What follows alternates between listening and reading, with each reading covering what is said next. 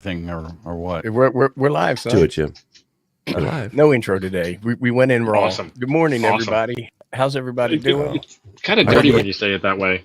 Randy ain't awake yet. Welcome to another edition of Coffee and Ham Radios. I guess by now you know who the mystery guest is. It's our buddy Chris from the UK, Digital Analog Ham. Hi, Chris. There, that guy. Chris, There's a link the to most the interesting man in there. the world. Yeah. There's a link to his channel in the description if you're not subscribed. And if you're not subscribed, you're making a huge mistake. Check out Chris. He's one of the more knowledgeable folks on YouTube, especially in the world of digital radio, HTs, and I'm going to say remote operation now. So And mobile. I do a lot of mobile stuff. Enjoyable. But we have a ton of stuff to talk to him about. So we're really excited to have him here. Does anybody have any shameless plugs that they want to do for their channel and get something? Oh, for their channel. Yeah. You mean us on the stream or those in the chat? Well, I was going to say us in the stream, but those in the chat, we'll plug anything you guys want as long as it's within the bounds of decency. And there are some filters we might apply too, right? Because like we to- have an announcement we can talk about too. Yeah, Yeah, do it. Okay. I guess I it's guess me. that means you. Yeah, it's me. So we are doing coffee now, and you can see that. Jim, did you get the link on our website, or do I have to give them the other website? Give him the other website because I haven't. Dude, it takes like an hour to set all that up. No. Oh my goodness! All right. I mean, let you're me see welcome if to jump in there and do it yourself instead of expecting me to do it in 30 seconds. But you know, whatever. No, I have a Jim for that. I'm getting the link. I'm putting it in the chat. We I'm are an old selling. man. I had to make water this morning. Jim had after I ate spent my time Waffle scratching. House. He had to scratch for about 45 minutes this morning. That too. All right. So the link is now in the chat. We'll have this in the video description. You know, it'll take like an hour or so after I get done making water and other old man excuses. But this ain't no sipping coffee. This is what you get when you really got to get down to business and get your ham radio on. We got a couple of different blends out there. I picked these. I think they taste great. I think you'll love them too. And the proceeds go to support bringing you more information on this show as well. You can get it as a subscription, so you never run out of your coffee, or you can get it as a one-time subscription and then cancel it at any time. But it helps us bring you fantastic content. It helps get you awake and hopping so you can get on your radio and make your contacts. Did I sizzle that enough, boys? You I did think so. sizzle You it. got three different Sizzling. coffees there, right? We do, yep. Check out those Yeah, I fancy want one. labels. You've sold it. I want one. Awesome. So we got the morning net blend, which is equivalent to like a breakfast blend, and then I picked a couple others that I think tasted pretty good. And I know Jim's always bragging about his QRO and whatnot, so we gotta have a QRO blend in there. And then we've got the private reserve, which is worth 6 extra dB. Jim's got what we refer to as watt privilege with his amplifier. Yes. And so I learned that comment from my buddy Ziggy, but he was talking about watt privilege. Watt I was like, privilege. that's Jim. And Chuck's got a little bit of watt privilege too with his I Mine own my probably watt privilege. multiplies That's more. right. I ain't ashamed of it. I ain't making no apologies for it. And if all of that was not enough information for you, this is a coffee that is coming from another member of the community. Our own Vern 6 is the one that is behind this coffee company. Vern has a coffee company. If you guys didn't know that, that's how he's able to help us provide the pavilion at Huntsville and all kinds of other fantastic things that he does for the community.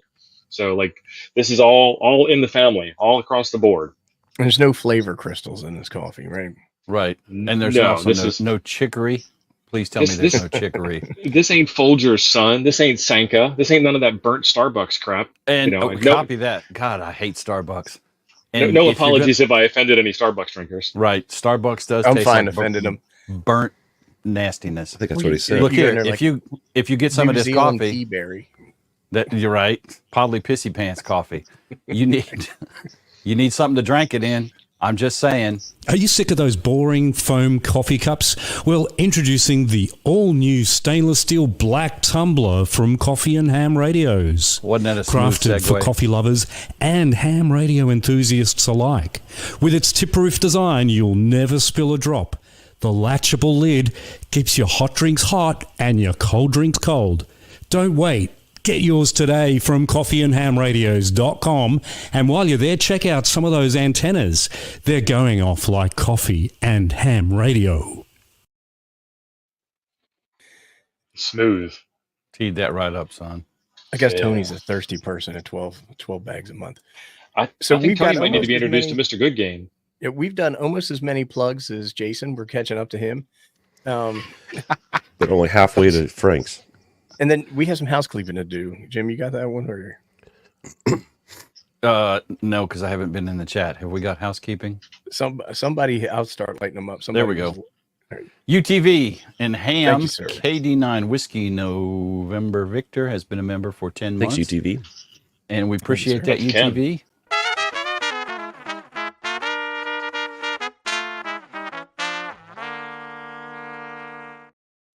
Oh, is that Ken? Okay. And then we got moldy lasagna. He just I became like a that. member. Thank you, Lasagna. moldy lasagna. I like that. I I've like ate that. moldy lasagna, I think. I'm not sure. It Appreciate shows. it, buddy.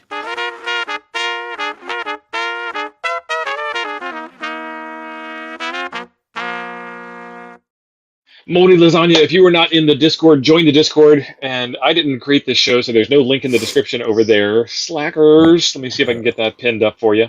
That was And then I'll get you in the members only room. that was someone whose name rhymes with grape. What? I thought Randy was responsible for that. And we got. Randy was busy. What are we looking at there, Chris? This is a HF receiver. It does sideband, it does broadcast band, shortwave. It's about 0 to 30 roughly, and it does upper sideband, lower sideband, color screen. Just turning it on. AliExpress job, and it's Is that got like a nice a menu. USDX? No, it's an ATS 100. A color screen, and it's aluminium. Nice. That's aluminum for you Americans. Yeah, it's aluminium, mate. And yeah, aluminum. I told them about that at work. I said they all call it that. It's just got one button, one knob. So you click it, and it brings up a menu, and then you go left and right, so you can choose the handband.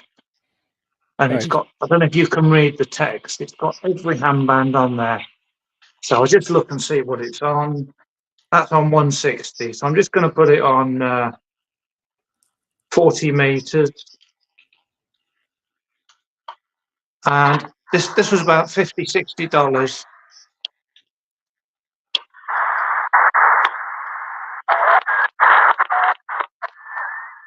Awesome, man. That's cool. ATS 100, AliExpress job, yeah. And What Well- would nerds do without AliExpress? I love it. It's just the size of it. Let me just get a radio to compare the size. It's tiny. It's a tiny little radio. I see what Chris is getting at. I see Don in here from Australia.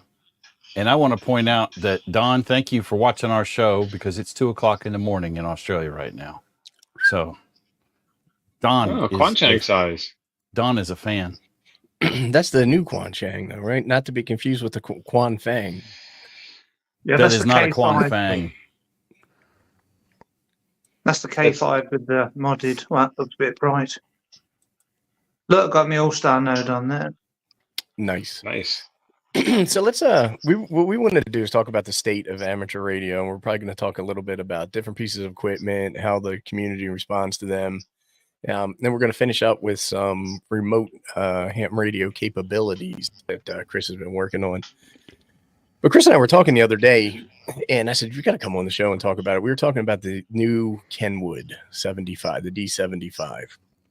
And one of the things that I was saying about it is that the battery life is reportedly dismal on that radio. And Shame. I don't think that gets the amount of publicity that the alleged battery problems that the Yaesu FT70D had. Oh, yeah. The 70 Yeah. was being just tore So apart on that thing. Yeah, Jason did a Everybody. video, KM4ACK, comparing the battery life on the FT5D to the Kenwood. And that Kenwood battery is $110. Which is crazy because so here's a 70D, and ironically the battery is dead. And when it came out, people were up in arms over the battery life of this. I don't hear the same stuff around the 75. Like people are being a little bit more tight-lipped about the battery thing there. But then Yaesu got roasted over replacement batteries being around $40-$45. But with this Kenwood, and I'm not a Kenwood hater, I'm just an observer on the sidelines. $110, right, for a new battery for that thing. It's crazy. How long does it last? The Kenwood. Well, it depends on how much you transmit, obviously, right?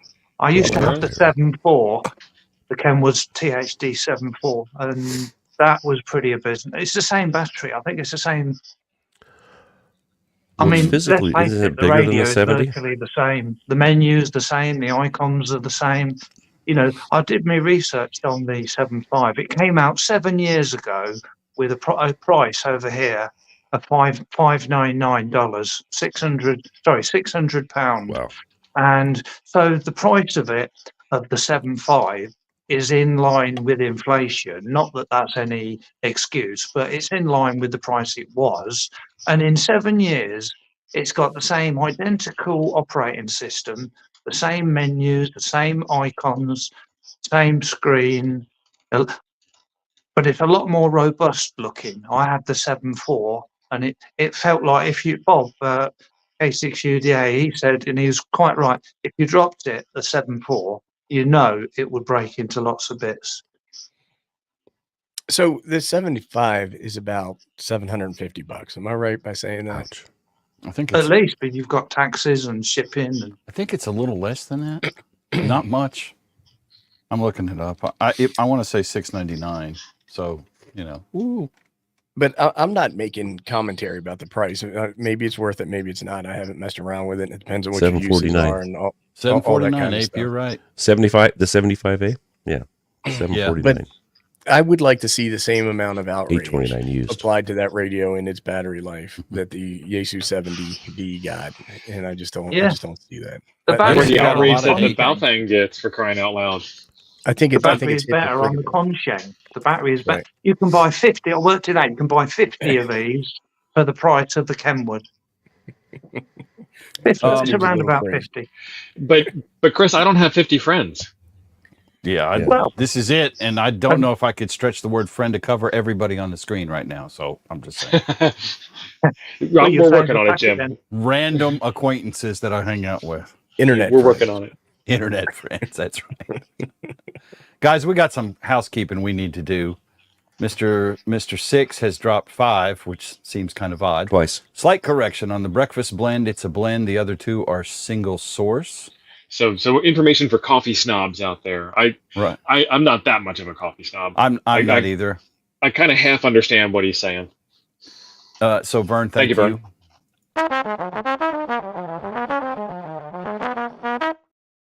Some people want a single bean blend, and then other people don't mind multiple beans. I want my beans harvested by. Never mind. We'll just not go there. Yeah. Some things are not safe for work. 1979 Iceman, $10 super chat. Thank you and good morning All right, to you, thank you, amigo. Appreciate it. Yeah, man. thanks for the comment yesterday too, Ice Man.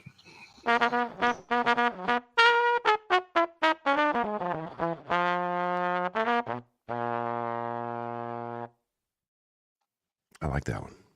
Is that all we got? Do we have any other ones? I'm catching up. I think that's Fer- about it. Fern was in there twice, actually. Vern was in there twice. I think He so. posted the same thing twice. He doubled down. Oh, okay. That's how you know Yeah, he's serious. We're good. We're good. All righty. Roll on. So, You're I don't know if we talking said about it. batteries. This really clean. It may be one of only a few clean TIDs in the country, but this thing lasted for hours. Talking. What's on the back Actually of that? talking. This is a mount for my motorcycle, so I can. That costs Mount more to than the handlebars. entire radio, Charles. The RAM mount, I yeah. printed it. Yeah. I printed it myself. Yeah, the RAM mounts are expensive. Chuck's actually. knob is more expensive than the entire radio. They are pretty expensive. I actually Chuck's bought got his Barry White voice different going on brand. this morning, too. He does. I do. He's coming off Chris, the case have of we? COVID. We've got an echo going on. I think is that you? Definitely not. Definitely. I've Right. turned all the browsers off. I've just got my phone on. Jim, click on his icon and you can do echo cancellation. It's on. I checked Okay. already. Yeah. I hear something. Yeah. Since like somebody's listening to the net someplace, the morning net. Richie, thank you for the $4 super chat. Thanks, Richie. Appreciate it. thing.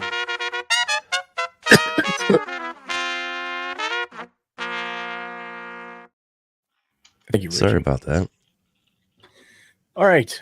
So I think we probably talked enough about the Kenwood, unless anybody else has anything that they want to add or say about that. I think it's expensive. I just wanted to say it again. I think it's expensive, and I think you can all get a better HTs are radio for expensive. less. Well, they they're all are. expensive. I don't disagree with you, Chuck, but I mean, if you look at the value you get out of Well, I mean, you need the like you need the a top. 5D or an ICOM D. What is the ICOM? The 52D or ID50? No, not the 52D. It's Kenwood money. The 50, which is almost the same thing as the 52, and it's what $300 less. And if you catch it on sale, like it was at Hamcation or Hamvention last year, you can get it for $350 less than you can get the Kenwood. And Kenwood makes great products. We use Kenwood radios in the fire service for 30 years, and I never had one problem with them. They make great stuff. But man, that's an expensive radio to be carrying around on your hip. And I'd have to put a screen protector on top of the screen protector because I'd be afraid I'd dork that screen up just So because I'm a klutz. what's it cost? It was $750. $750. Yeah. And I think a 705 is kind of expensive for a QRP radio. I mean, I it's don't a good disagree radio. with you Don't on get me. And that's over half the price of that. And the 705 does so much more. Yeah. Well, I don't know. I doesn't do suppose it's APRS, what. And though. if you're into D-Star, No APRS. you know, if you worship at the altar of D-Star, then maybe the D75 is a better deal. But other than that, I'm not buying one. I sold my D74 because I never used it. Yeah. But you used to Yeah, be I like sold this my my precious. 74, but it does so many things. If you're going to spend that much money, you've got to be like a connoisseur, someone who really loves it. You know, the connoisseur of Right. radio that really Yeah. enjoys the all those features. It's got filters for CW. It's got super wideband receive with sideband, proper sideband with it's got filters. excellent feature set. Hey, Yeah. Yeah, you've got to be someone that likes D-Star, FM work, and Right. you know, an APRS and have a super receiver with you as well. If you, It has USB-C it does, yeah. Well, for and charging. the thing is that like somebody will watch a Yeah, video so is this by one. somebody will got watch a video by USB-C. a YouTuber, Right. and that YouTuber will be like, "This radio is awesome. You should buy it." $750 later, somebody bought this radio, and they're talking on their local repeater with it, and that's it. And so I At think 2 that meters.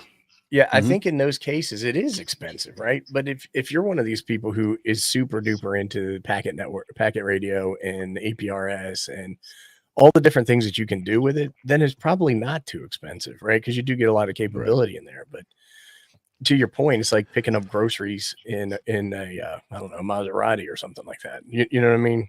Mm-hmm. I kind of think APRS with a handy talkie is not the smartest thing either. I don't know. But you're only Right. I agree with you, Chuck, because yeah. and I did it. But then I rethought after I bought it. I was like, I would have been better off buying a mobile that did that.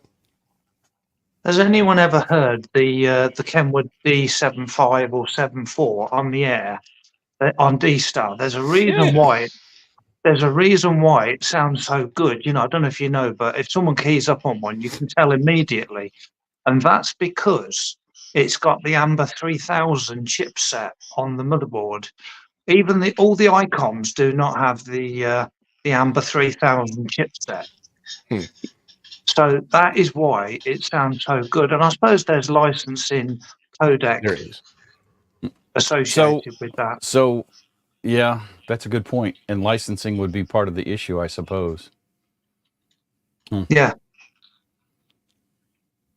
But now, see, I thought D-Star was an open source digital mode because it was invented by the JARL.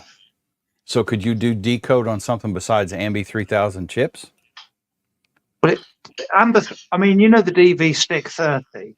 That's why that, you know, the little Right. USB stick. Yep. That's why that's so expensive. It's, you know, we all know it cost them $10 to make, but it's got the vocoder and the Amber 3000 chipset on it as well. Just, I think the Open Spot's got it as well. I'm not certain on that, but that's why the Amber 3000 is, and that, you know, that I think the Amber 3000 it's not just tied to D-Star, it's tied to DMR as well, isn't it?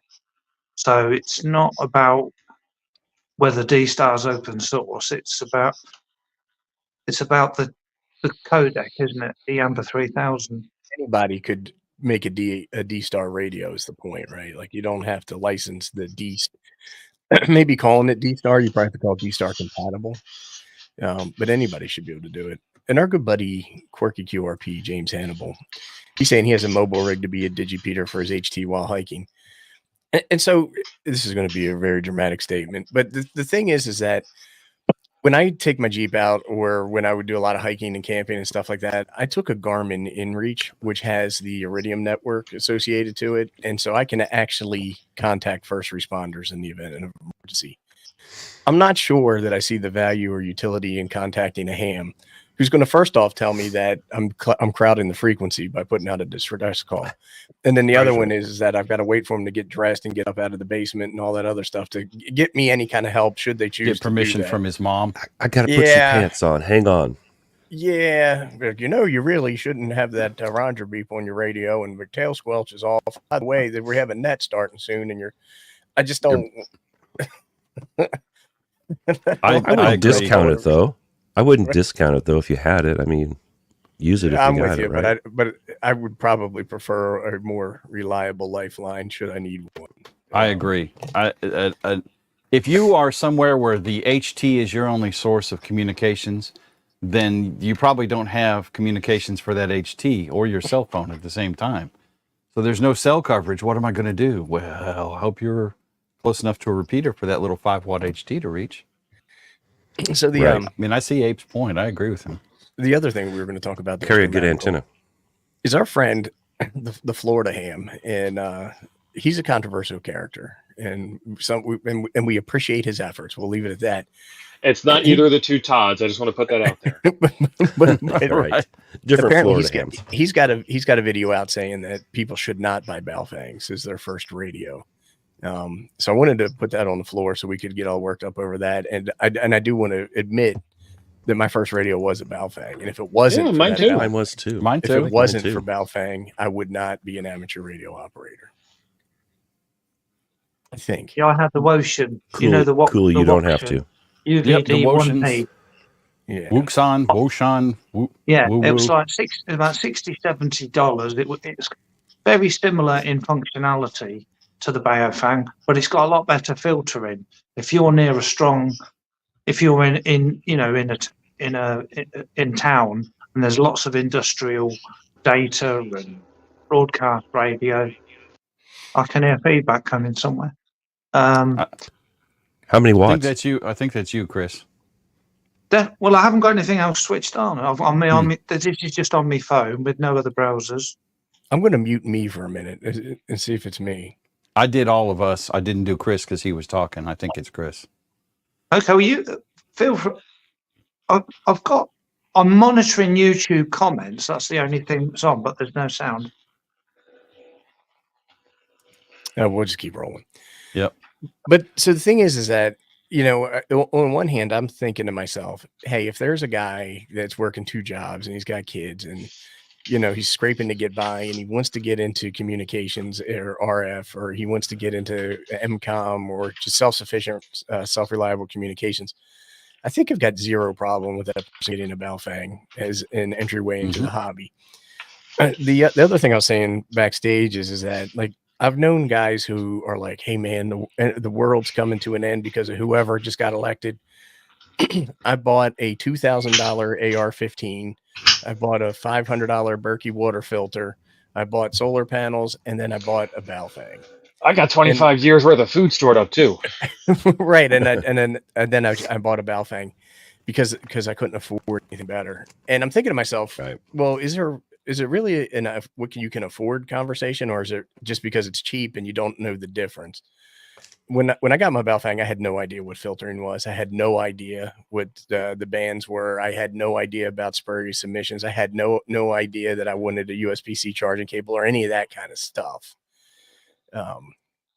So what do you guys think about that?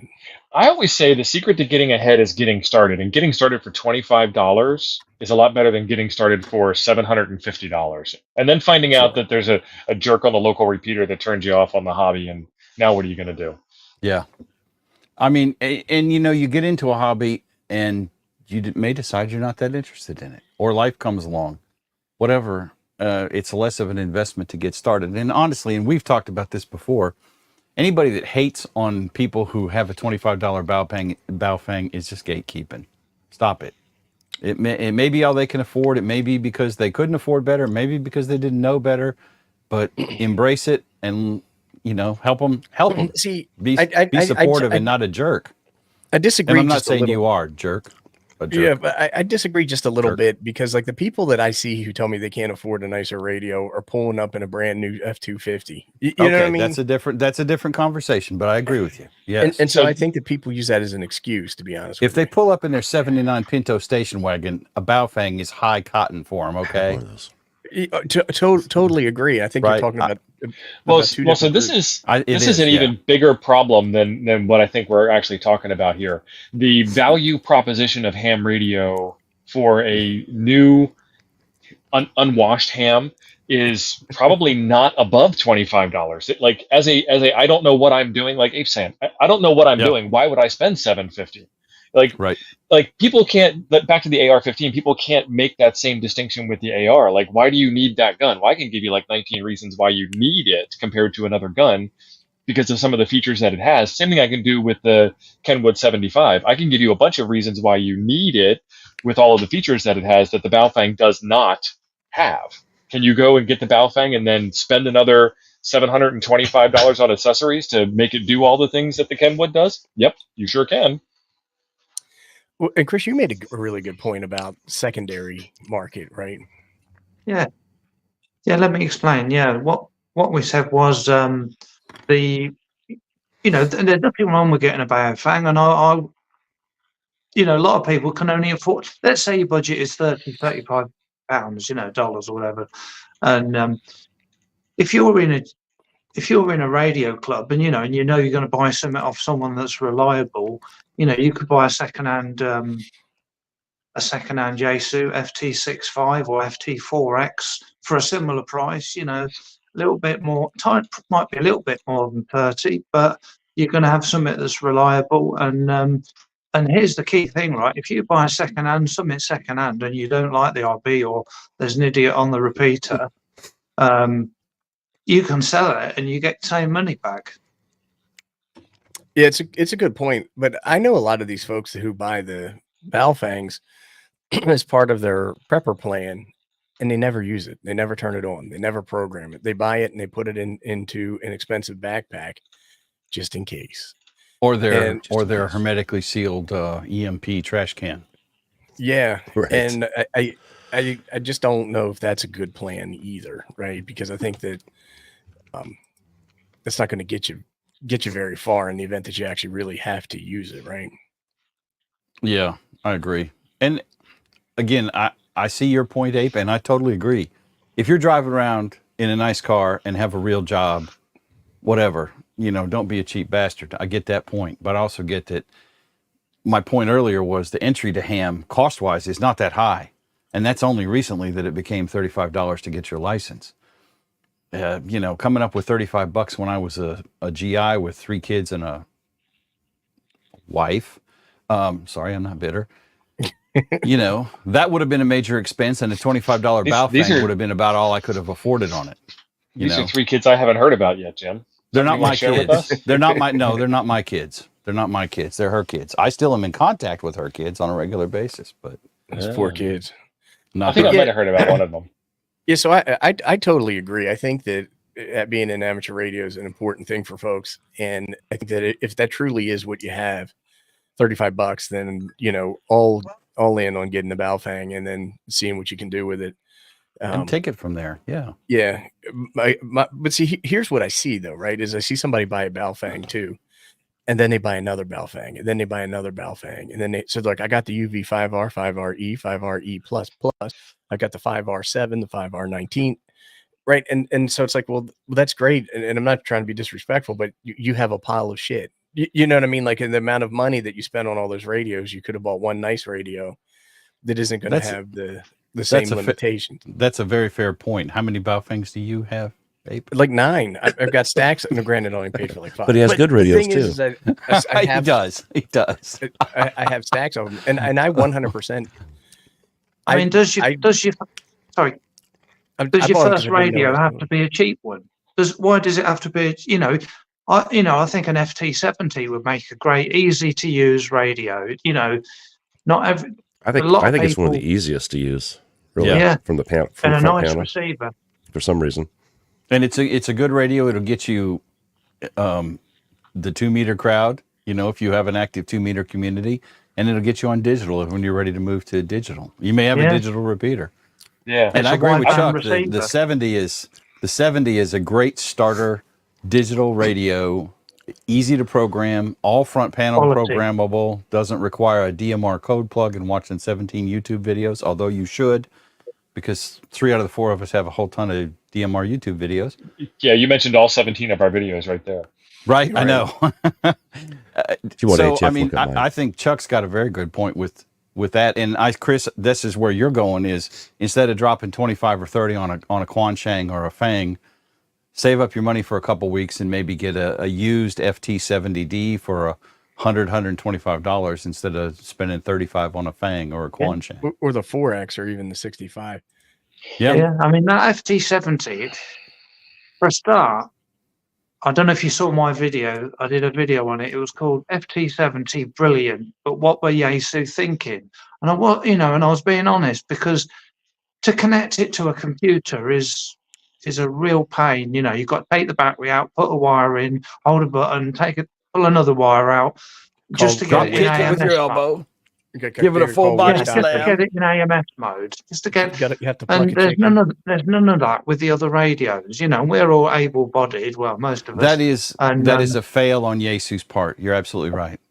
Hold that thought. You can get the cable, you can get the programming from RT systems, but then it's no longer a cheap radio. Right. Yeah, that's another $50. Hold that thought. We have some housekeeping. M7 TFT amateur radio, £9.99 super chat. Thank you. Thank you very much. Very much.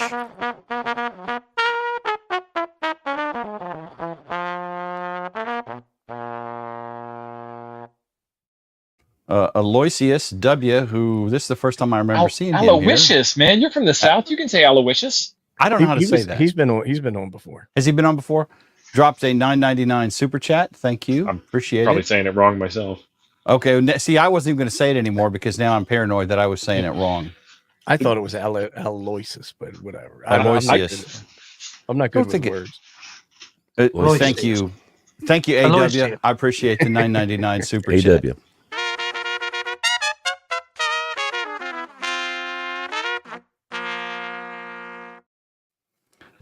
And Iceman said when Scout's mother comes to him and wants her to get her child a radio for passing her test, he says, "Oh yeah, for your Boy Scouts, absolutely." Yeah, I was right. I was right. And Good Game, Steve Goodgame, K5ATA, when he was down here and teaching in Mississippi, that's what he was pushing out Fangs to his students who would get their tests and get their licenses. And we were donating. And everybody was donating to them, and because I think when you're talking about handing something to a kid, it has to be something that if it's destroyed, you're okay with that.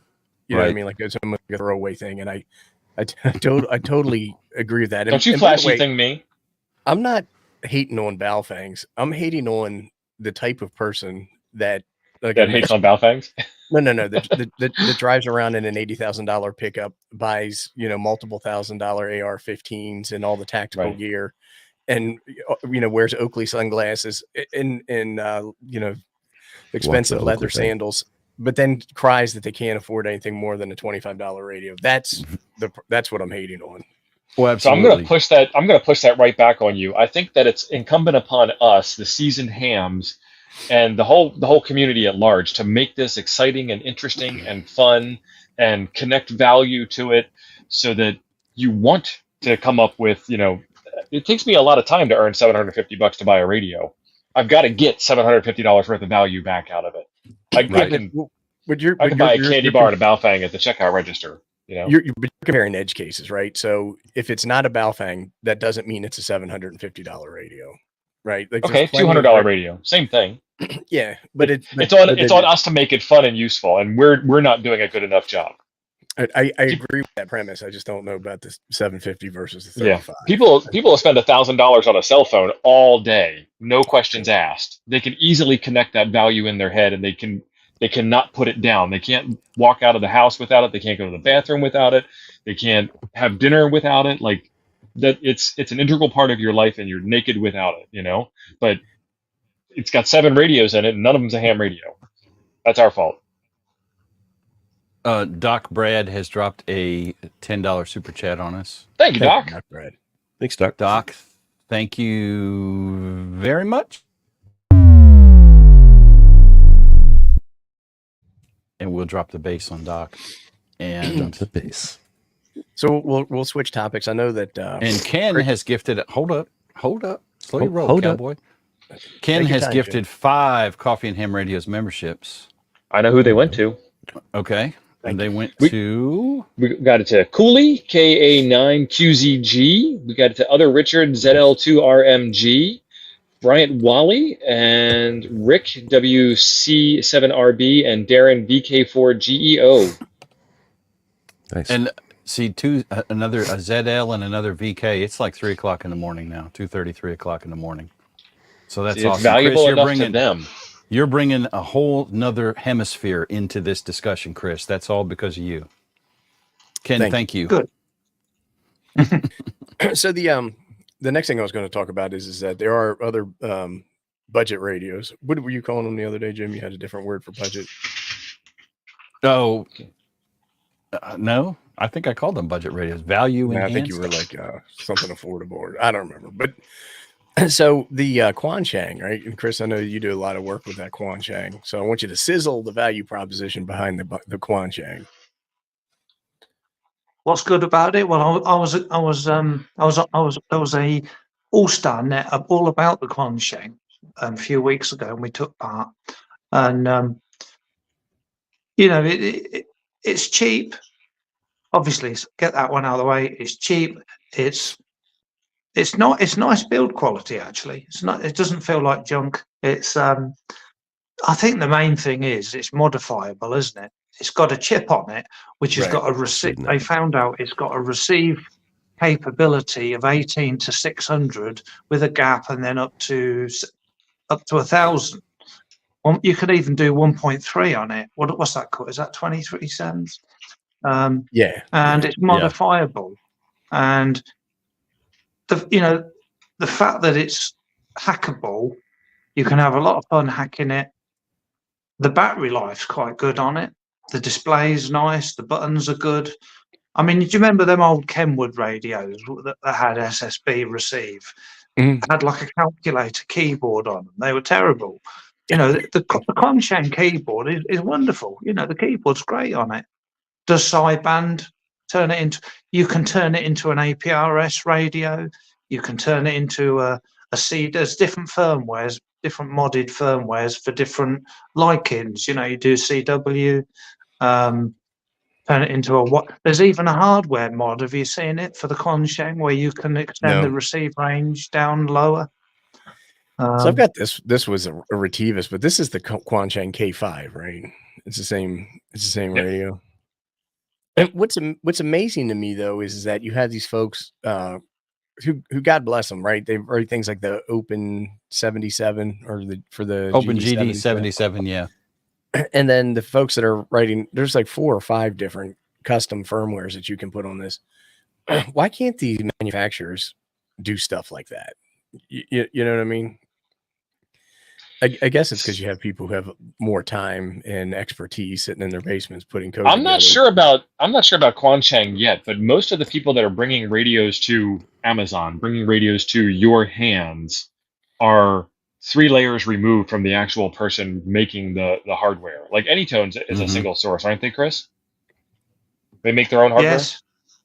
But like Yes. Baofeng Tech takes that Anytone radio, slaps the BTech logo on it, and then sells the same radio to you. So BTech's not going to make the firmware. They're going to make suggestions. They're going to make updates because they're a good company. But Baofeng Radio, which is different than BTech, Baofeng Tech, those are two different companies. The Baofeng company doesn't make their radios. They source them from somebody else, just like a lot of other players do. But the trouble is, these Baofangs, you know, that not every Baofang, it might look the same as another one. I don't know about you guys, but I thought I had the original 5R, right?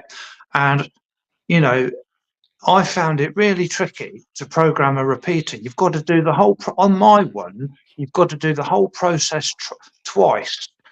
You've got to program the receive frequency and put it into a channel, and then you've got to program the transmit frequency and a tone into the same channel. And I've seen another video of someone doing it, and it's totally different. So, you know, there's copies. You know, the easiest way to program any handheld is what I always do. You set it up in the VFO, and you check that you're opening the repeater. And if it's a good one, you press function memory right. You know, whatever radio you're on, you just transfer it across. But my original one didn't do that. You know, so I think there's different copies. Yeah, the different. Well, they have clones of clones. Our good friend Graybeard Poda says he loves that there's a contingent of hams that get their skivvies in a bunch about Chinese radios. I don't think that any of us really care so much about the country of origin, and maybe we should, and that's a whole other issue. What I have a problem with is companies that put a fake FCC ID on a radio. And what I have a problem with are companies that knowingly put out radios that have problems with harmonics and spurious emissions and inflated power levels. And they don't care that it's a cheap product, because what they do is they find YouTubers and they send hundreds of these radios out to these YouTubers who unbox them and really do nothing else other than tell you where the power button is and promote buying these radios. And then people will go out buying them thinking that they're getting a great deal. They add it to the shelf of other crap radios that they have. And instead of having a radio that might give them a more satisfying experience in the hobby, they have a whole bunch of these radios that suck. You know what I mean? That's the problem that I've got. The lime green radio. So that's what we're kind of talking about. We found out that the lime green radio company doesn't make the lime green radios. Yep. Right. I don't think we should go into too much detail about that, but like that's an example. Like they were able to put a label on something and get it into Amazon's warehouse, and they're making a ton of money. So, you know, I can't shame them that hard. Yeah, they reached out to me and said, "What can we do to make it better? We're a small company and we can't afford it." And I'm like, I'm a dude that has a half-ass YouTube channel. You know, I mean, if I can Jim, afford give yourself this stuff, more credit. You have a whole ass YouTube channel. But I mean, if I, as a hobbyist, and I told them this, I said, I'm a hobbyist. I'm not an electrical engineer, not an RF engineer, you know, and if I can figure this out, you would think that somebody there would maybe drop a couple grand and buy decent test equipment and at least check the stuff you're selling. And then the whole fake FCC ID thing, like Abe just mentioned, is a whole nother story. It's criminal. When you look up the it's criminal. FCC ID on a radio and it don't show up anywhere, you can't find it. I don't think they even know, and they probably that's not. ignorance on their part. But like, I really just don't think they even know. Like, don't give them enough credit to know that there should be an FCC ID. I don't know if means. It's willful ignorance or just ignorance, right? What they're doing is they're exploiting the amateur radio community. Yes, and I don't think that that's right. And a lot of YouTubers are helping them, and Ape is exactly right on that. Exactly. And if people think that's just me getting my skivvies up in a bunch, I guess that's okay. But I just see them saying that, hey, here's a market of people that have perceivably expendable income. Let's use marketing and not the truth to separate them from their hard-earned money. And I think it's bullshit. So I have no problem talking about TalkPod because I have had a very rocky relationship with them. They asked me to be a tester for them, not a beta tester of something that they're going to put out, but hey, we've already sold these. Will you test them and tell us what's wrong with them? One, I don't get compensated for that. I do it because it's fun. But the other one is that ICOM and Yaesu and Kenwood and Anytone and the reputable manufacturers who put out good stuff with legitimate FCC IDs, they're not looking for free help to QA their radios, right? They're saying, hey, we built this. We haven't released it to market yet. Can you give us some input because we're close? They don't say, hey, we have something that just basically doesn't work. And we want and we want you to test it for us for free because we don't have the resources to do it. It's a completely different thing. It's exploitation. It is. And I don't want to be Ape and I have very strong feelings about this. And Steve and all the rest of us too, but if I'm going to test a radio, you're going to see the ugly bits and the good bits. Yep, all the time. Like with TID radio, they flat out told me that they were going to issue a recall on the ones that were burning people. I didn't see any recall. Did anybody else see the recall? No. You know what I mean? So it's just but go count how many TID radio reviews are on the YouTube right now. And and I get that smaller YouTube channels, and I count myself as a smaller YouTube channel. Hey, I got something free. All I got to do is a review, but I got to sleep with, both eyes shut at night. I don't want. Yeah, well, over time, people get to know when you're talking the truth or not. And you get the feedback in the comments. If you say, I've never done it, but if you say something, recommend something that's rubbish, you'll get it back in the comments. Mm-hmm. That's right. And anyway. Well, it looks like Graybeard has atoned for his sins. Yeah. So Jim, I don't want to put too much of a point on it, but when I said Aloysius earlier, I was right. He commented in the chat. I saw that. Yeah. Just make sure you had to tell everybody that. You got that? Yeah, I just want to bring it up, but I'm trying to be humble here. I didn't really want to point that out, but I was right. I saw Aloysius send the send the correction. My wife's over there just laughing at me like, "What are you saying?" So here we go. 1 point for TO, 0 points for Jim.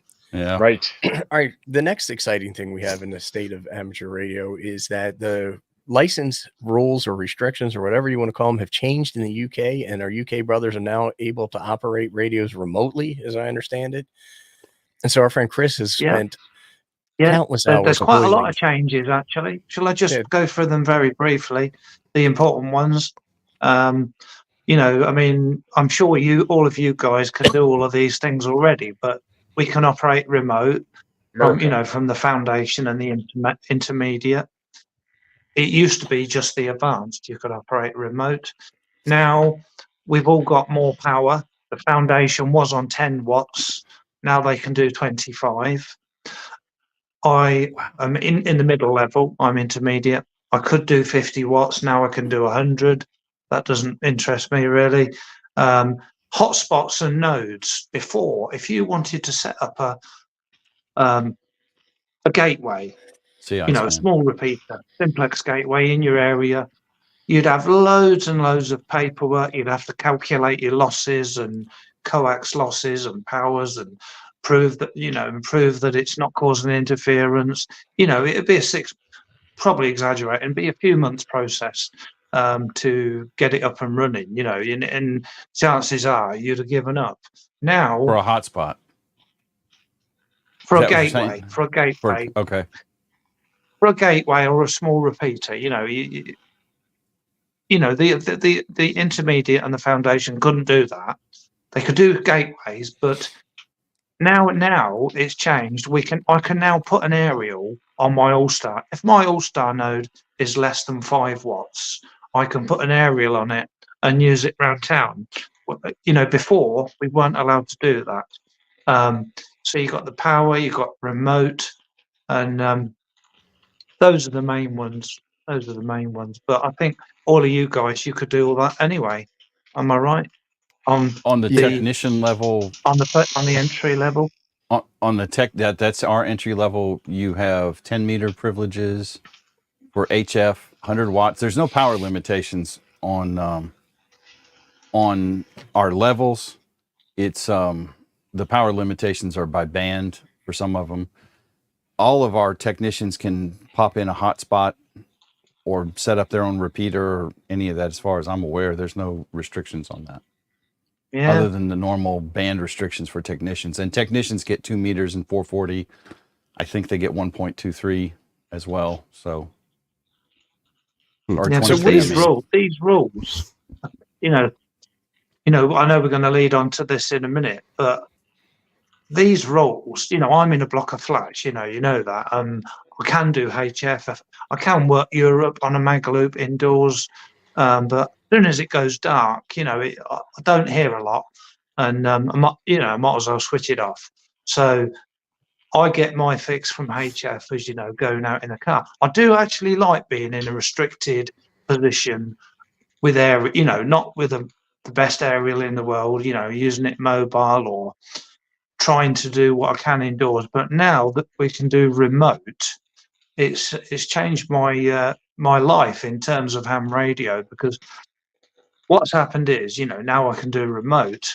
I have successfully set up a remote station at my dad's house 2 miles away, and I can work the world on a 49-to-1, 67 feet wire, Icon Sweet. 7300, I know a place and where you could get one of those.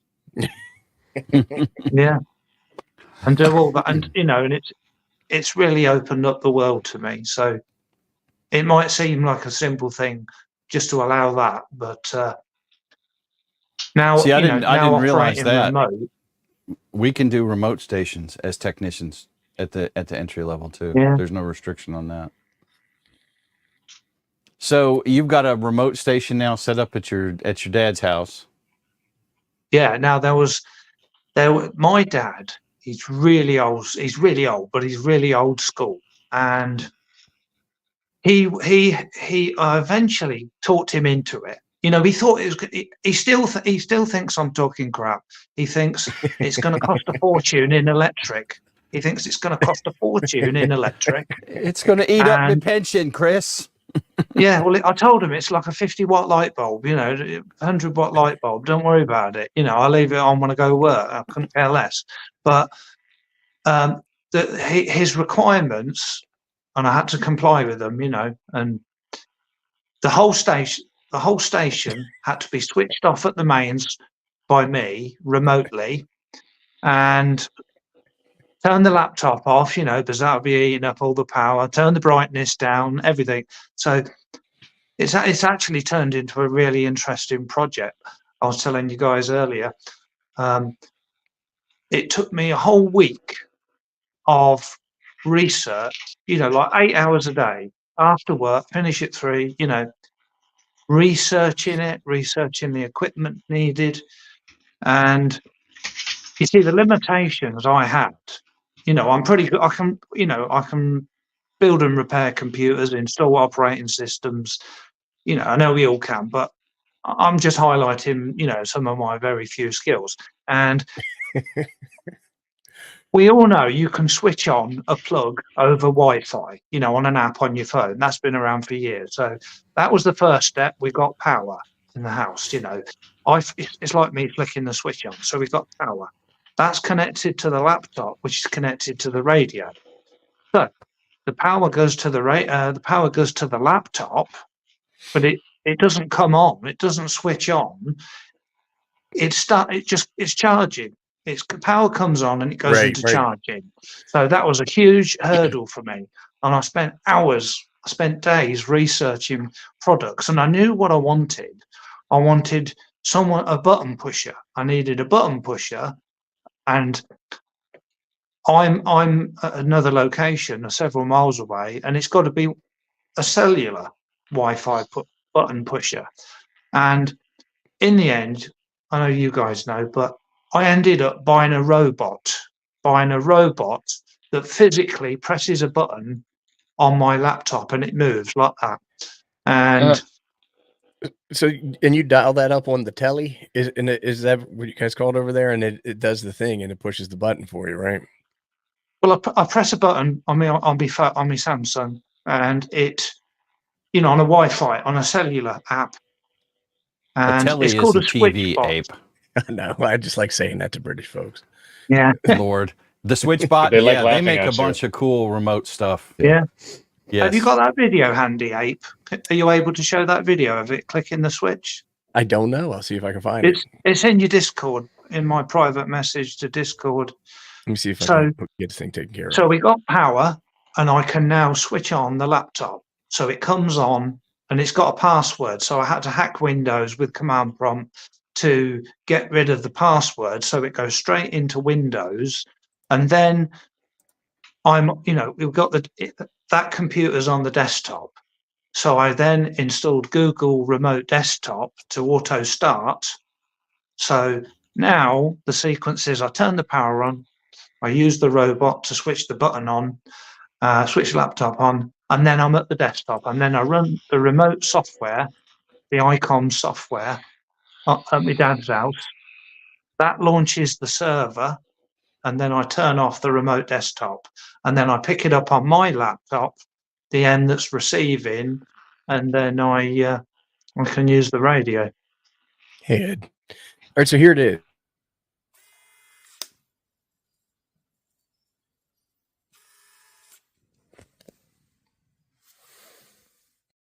Fluffy would be up there on the laptop, Nice. batting that thing. That's cool. Yeah.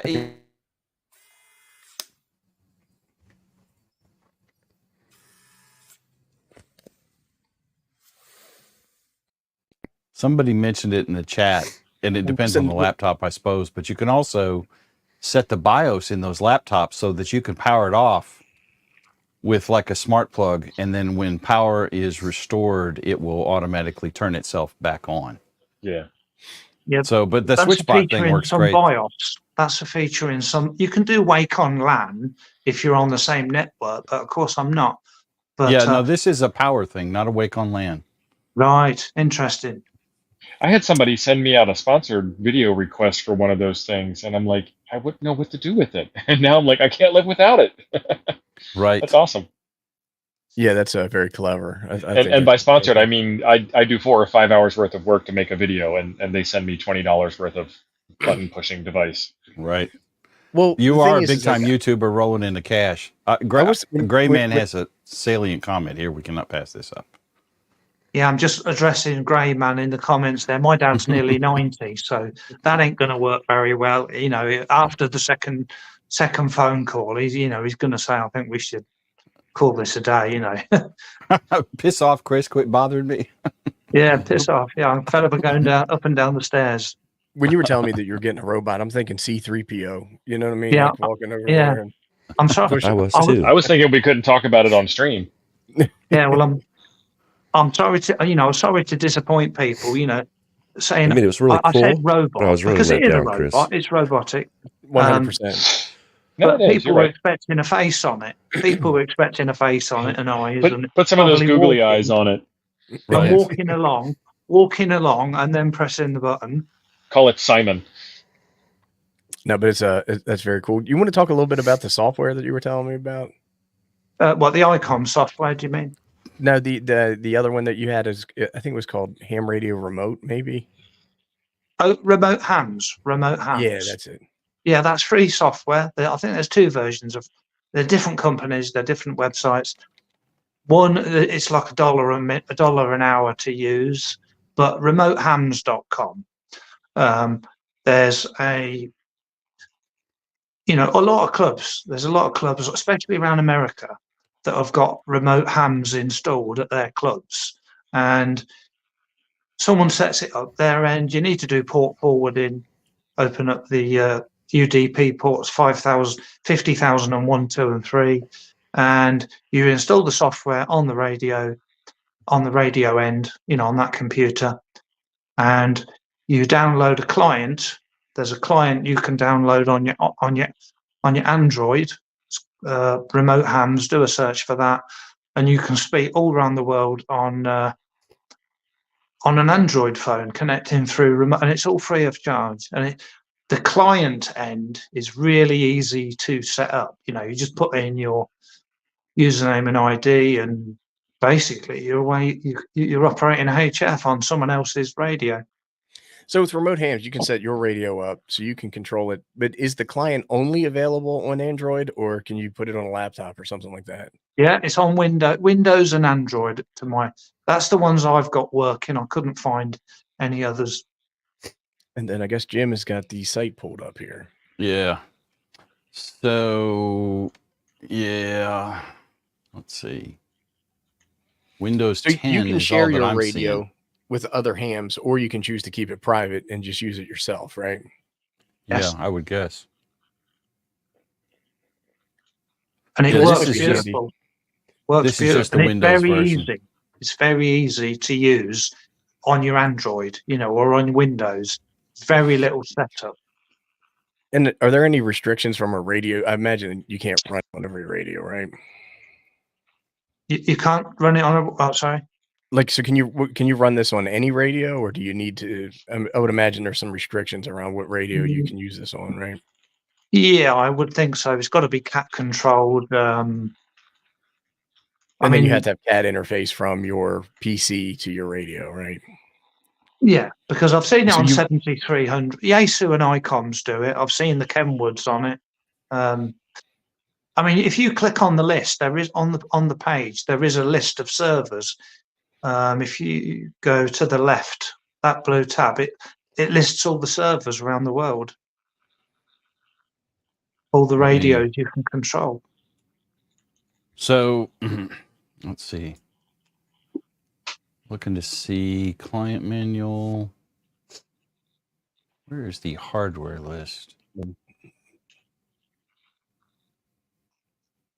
I mean, I would suspect anything with computer control, cat control, USB or serial is going to work just fine. Yeah, I mean, in that list you brought up a minute ago, it does say the radio being that's on, and I've seen loads of 991As and Icoms. This is the Android client here, Chris. That's all this Yes. is screenshots. I don't have Android. This is just a screenshot of the app. Got you. Because that one, last screen you were on, it showed a list of radios to the left. Yeah, that one. It might not show it all the details on Android, but yeah, this just shows call signs and locations and so on. fair enough. Yeah. But that's great. That's great to. I tell you what, it was really enjoyable using the Android app. But it's made me think of another good argument. Everyone's saying DMR, D-Star Fusion, is it real radio? Well, if DMR's, if using a hotspot, or going through a repeater is not real radio, then operating HF's not real radio on remote hams, is it? Right. It's Jim, not who's real gonna argue radio with that one? unless you're doing Spark Gap or CW. Other than that, it's all a bunch of us young whippersnappers. Yeah. Jim loves remote ham radio, don't you? Oh, yeah. Now, I've used remoteham.radio.com. I have to look into that because that looks interesting. I don't know that I actually need it, but Well, you need it. You should set it up for the flex and then allow the toads and then to operate. pimp it out to you people who are not watt privileged. I can't afford it. I can't afford it flex. Yeah, that's right. Has anyone used the ICOM software? Jim, have you used it? The RSBA one?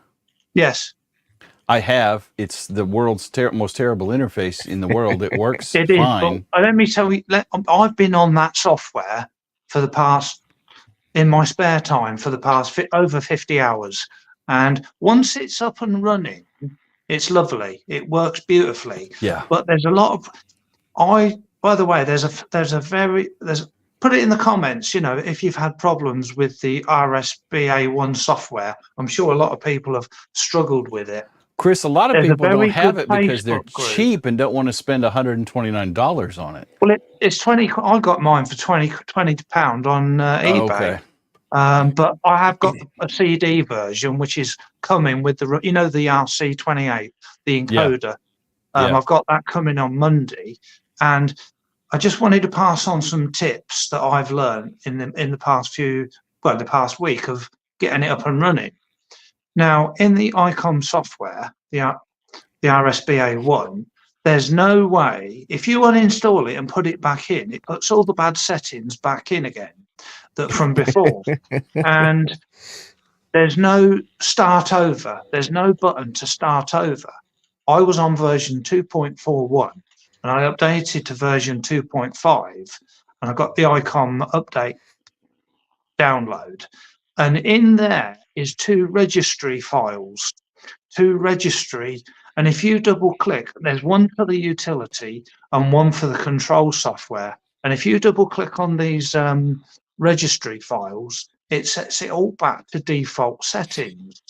And that was key to getting it working, because, like I say, there's a very good Facebook group. It's called RSBA1 software support. RSB. If you type in ICOM support, you'll find RSBA1 ICOM RSBA1 support, and there's thousands of people in there. And one of the guys there, a wonderful chap, Danny, who I've never spoke to, had any contact.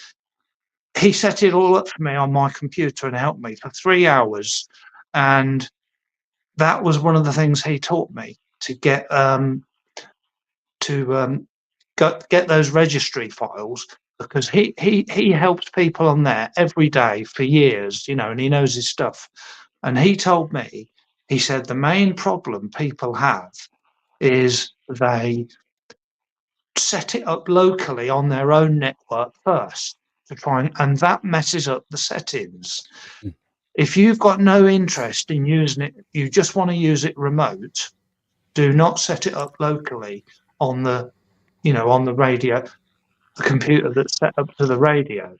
The thing about RSBA1, besides being massively overcomplicated, yes, and overpriced for what it actually does, I mean, I don't know, maybe not, but and when it works fine. There was no problem, but the setup sucks though. But there are other options besides RSBA1 out there that are considerably less, that do just as good a job as RSBA1. So like what? Yeah, I know there's what WF View, which you can do locally. WF View and Win for ICOM both. It's on the Hermes that does it now. Yep, Win for ICOM, WF View will both work for ICOMs. I think there's a Win for Yaesu. There is. Yep. Think so. Is this And remote? Can you do this remote? Yep. Can you do this? Yep. Yes. I didn't know that. Yeah. Yes. I'm all about remote, buddy. Awesome. And then the other one You you need can something use. to do at work, right? That's right. I got to keep myself entertained at work. The other one you can use is Ham Radio Deluxe. Is usable remotely, kind of. Depends on how you define remote. You have to be able to turn on your radio, but other than that, it'll work remotely. You got to, generally, you're going to go over a computer anyway, right? Not directly to the radio, unless it's a 7610 or a 705 you're remoting. 991s don't have a network connection out of the box. You have to buy it extra from Yaesu. It's like another $300. Yeah, there's a whole lot of ways to remote a radio. Absolutely. And don't get me wrong, RSBA1 works great, but the setup on it is just massively overcomplicated from what it needed to be. It doesn't make a lot of sense, no. No, it doesn't. We have a little bit of housekeeping we need to drop. Housekeeping. Tall Florida Todd dropped a $20 super chat to atone for being late to the show. Todd, Thanks, thank you very much. We were going to have to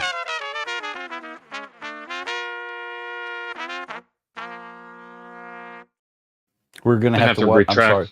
Yeah, we were going to have to retract what we said about the Florida SWR man not being one of the Todds, but he came in and paid his dues, so he's all right. That's right. He paid his Todd dues. We require dues out of all Todds. That's correct. Thank you, Todd. I think there was another We had Phil. one. Yeah, new member. Phil. No, Phil has been a member for 18 months. Phil, thank you very much for your support, sir. my friend. We And then we appreciate Thanks, it. Phil. I know Phil. Phil's a great guy. And then we had this fella, Matthew. And Matthew. Did we miss Matthew? I think I put it up, but we never. Thank you, Beth. We I never don't played think we the did it. music. Yeah. Matthew, thank you for your super chat. We really do appreciate it very much.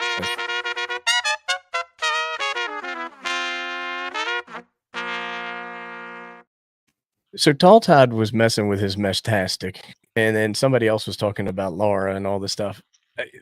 I don't know what that is, but it's obviously getting super duper popular because I get tons of emails. It's awesome. And It's people awesome. ask me questions about, You know what's how do know I what's test really my funny antenna about with a it? nano VNA and all this stuff. Yeah.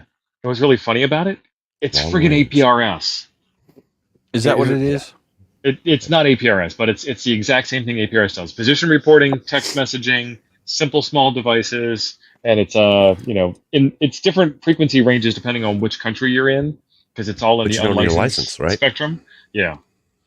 So Well, it's taken off. You do need an amateur radio license to operate at certain frequencies and power levels. So, right, but Meshtastic out of the box operates in like 433 megahertz, which is that free portion of 70 centimeters, or 900 megahertz, which is also a free unlicensed area. I watched a couple of videos on it, and you get these guys on there, and they're like, "This is a brand new thing that's totally grid independent and off grid prepper comms, and when the shit goes down, you'll be able to Meshtastic your bros, bro." And they do all this stuff, but then they start talking about, well, you can adjust the size of your bandwidth, you can adjust your I think it's called code rate, and then there's how fast you send your signal, and there's a million adjustments that have to be pre-coordinated with everybody who you want to talk to, if you wanted to talk to them in the event that you couldn't look up their information on the website that everybody talks about. And I'm like, this is largely dependent upon shared information prior. So it's not like you're going to be, oh my gosh, the world's come to an end. I decided to bug out and hide in the woods, and I'm going to take my Meshtastic node and I'm going to look for like-minded individuals with my Meshtastic nodes in a new location without having all of that information up front or being able to look it up on the internet. I just think it's kind of BS-y. You know what I mean? I just wonder if your cell phone will work enough to allow you, like you have to have, like you're saying, everything's got to be set up first. So you have to have your cell phone up and running. You have to have the app installed. You have to have your battery charged. You have to have your Meshtastic. You will self-discover the community once you're out there because of the design of the system. But try going down to Walmart, getting a track phone when you break through the glass after the end of the world falls. Right. Turning it on and getting the Meshtastic app on it. I mean, yeah. Yeah, to me, it just seems like it's a very cool technology for nerds to play around with, and pontificate about how they could use it at the end of days. But in practicality, I just don't see it. You know what I mean? I think shit just got real with LC's comment. I'm just saying. He's got a very good point there. Right. When you got to empty the slop bucket, we're not too worried about our Meshtastic node. Yep. Well, the other thing is I was like, I don't necessarily know if I want another device binging and bonging at me and sending me messages. It seems like it would just be one more thing I'd have to manage, Yes, you do. You want it. I don't know. I want it. But it is tempting. Like I watched a couple of videos on it, and it does look very tempting. Cool. But it's fun. It's a toy, man. Play with it. Enjoy it. Yeah. I just burned a couple cases for a guy. What have you got there, Chris? OpenGD 77? This is OpenGD 77. This is the Retevis RT82. Retevis sent me it 2 or 3 years ago. And, it's a bit like the MD380s, all the ones with the blue screen and the black writing, and they're all very similar. And they're very channelized, aren't they? They're not. Anyway, this OpenGD 77, I saw Steve putting it on, the new firmware. Did you get the satellites working? I just wanted to demonstrate the satellites. I have not gotten that far yet. The last video I did was the last time I touched that radio, which was getting the firmware on the RT90. And then, I've been busy doing other stuff. But it's all on the list. I'm going to play with it. It's going to happen. I just wanted to give a quick demo because I thought this was incredible. I did a video on it, and it's called Fully Automated Satellite Transceiver. You don't have to do it. You just key up and point a beam. That's it. So you put the OpenGD 77 software on there, and when it's connected to the computer, you upload the satellite KEP files, the text files, with all the passes to the radio. So this radio does not have GPS. So you type in your longitude and latitude, and I'll just demonstrate. I switch it on. I go to menu, and there's an option called satellite, and it's a bit difficult to do in reverse. I'm just getting the buttons ready on me. So I've got it in satellite mode, and if I press the green button, get this. GPS off. Hold on. I'm doing it in reverse. You see, it didn't work. So menu, satellites. Right, I wasn't on the satellite option. Satellite. It's predicting the passes, and there they all are. All the passes. This is a bit out of date, and if I press the button again, I've got the information where the satellite is coming up and it's going down, and you can see the elevation. You can see that's a signal meter actually. Over here is the elevation, and once the pass starts, this is the key bit of information. It automatically adjusts for the Doppler effect multiple times a second. You don't have to put any channels in it. I've got no channels in this apart from the All-Star node, and all the frequencies and that all come over with the satellite kept files, and you just press transmit and point it at the satellite because you've got the location north, south, east, west, on the screen. That's cool. And that's one of the most impressive things I've ever seen. Yeah, that's definitely cool. I like that. Well, I think we just hit the mark. We laughed, we cried, we talked about all kinds of dramatic things.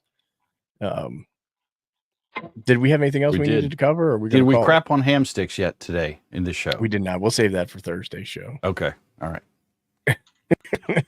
Don't talk all about ham sticks. Show. Thank you, Chris, for being on. It was thanks, Chris. It was awesome. It's super educational. Yeah, well, I've enjoyed it. Thank you. And then thanks to everybody in the chat for playing and participating. And thank you for the folks that did super chat. I guess we hit the button now. All 200 plus, 250 at one time. Yeah, thank you. All y'all. All yins. All yins.